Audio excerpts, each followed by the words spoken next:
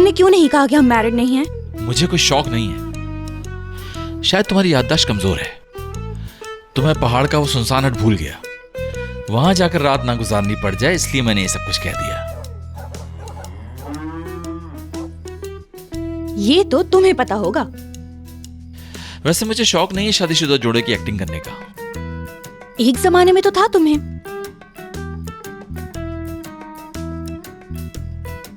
ठीक है, सॉरी यार, कसम से मैं तो बस मजाक कर रही थी। तुम इतना सीरियस क्यों हो रहे हो? भूल जाओ इस बात को शाहान। ऐसी बातें करने के लिए खास मेहनत नहीं करनी पड़ती तुम्हें। मुझे वैसे तुम पर गुस्सा आ रहा है। बाय द वे, मुझे ठंड लग रही है, मुझे कपड़े चेंज करने हैं। अपना मुंह उधर घुमाओगे तुम? कर रहा हूं।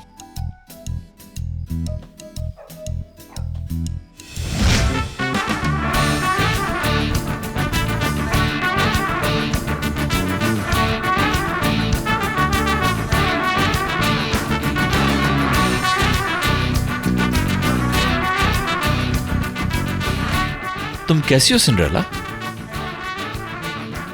बिल्कुल ठीक हूं मैं, प्रिंस चार्मिंग।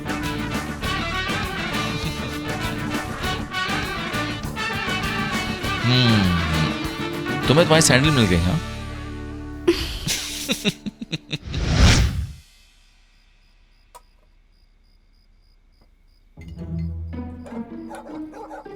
क्यों हंस रहे हो ऐसे?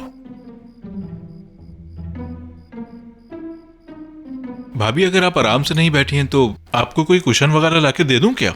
वो नहीं नहीं, बिल्कुल ठीक बैठी हूं मैं। ठीक है।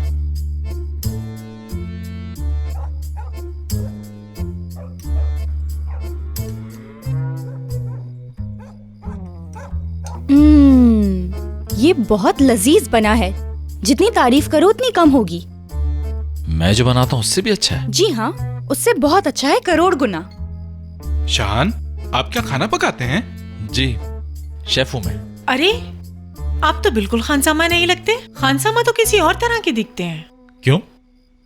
खानसामा देखने में कैसे लगते हैं? तुम बहुत जवान हो, वो तो बहुत बूढ़े होते हैं और साथ साथ मोटे भी। वो तो पुरानी बात हो गई। अब खानसामा ऐसे ही होते हैं। ऊपर से शेफ कहते हैं अपने आप को और बहुत मशहूर होने की एक्टिंग करते हैं। मसलन शाहान आज के दौर का मशहूर शेफ है। अच्छा। अरे ऐसी कोई बात नहीं है। मेरे शौहर बहुत अच्छे हैं। क्या आपके भी हमारी तरह कोई बच्चे नहीं हैं? अभी अभी तो शादी हुई है हमारी। हम लोगों ने फैसला किया था कि ब्रेक ले लेंगे थोड़ा। हमने भी ऐसे ही किया था, लेकिन अब दुआ करते हैं कि अल्लाह पाक हमें अपनी नेमत से जल्दी नवाज दे।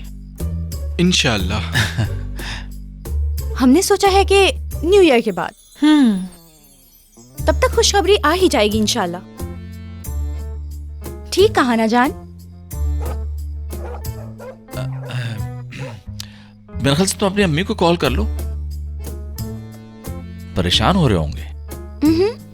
यार, मैं अपने शौहर के साथ हूँ तो वो लोग क्यों परेशान होंगे? बताओ जरा। ये बात तो माननी पड़ेगी। शाहान आपके घर वालों का कितना ख्याल रखता है। एक मेहमत है जिनको फिक्र ही नहीं होती कि मैंने अपने घर पे बात की भी या नहीं। अच्छा, ये मेरी फैमिली से बहुत प्यार करते हैं।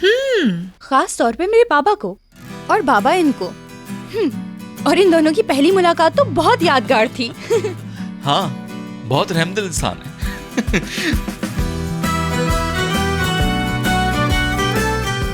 आई एम सॉरी रोशन, लेकिन ये सब कुछ तुम्हारी वजह से हो रहा है।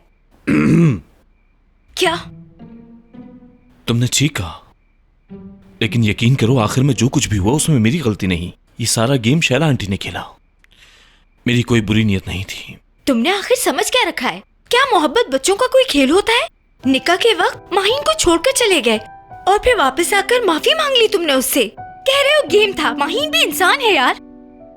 डियर, तुम ये क्या कह रही हो? सच ही कहा है मैंने। बस करो ना। बोलूंगी मैं। सिमी, क्या तुम्हें पता है वो कहाँ है? अगर मुझे पता हो भी तो तुम जानकर क्या करोगे? बहुत हो गया सिमी, अब बस भी करो यार। तुम्हें इसकी हालत नहीं दिखाई दे रही? देखो, मैं जानना चाहता हूँ क्योंकि मेरा ज़मीर मलामत कर रहा है। मैं नहीं चाहता कि वो मजीद तकलीफ उठाए। तुम लोग जानते हो कि मैं कोई बुरा इंसान नहीं हूं। मैं कभी भी उसका बुरा नहीं चाहूंगा, कसम से। पापा, मेरे फ्रेंड्स जो वहाँ रहते हैं ना, मैं उनको ये बुक्स दूंगी। कितनी समझदार हो गई है मेरी बेटी। हाँ बिल्कुल।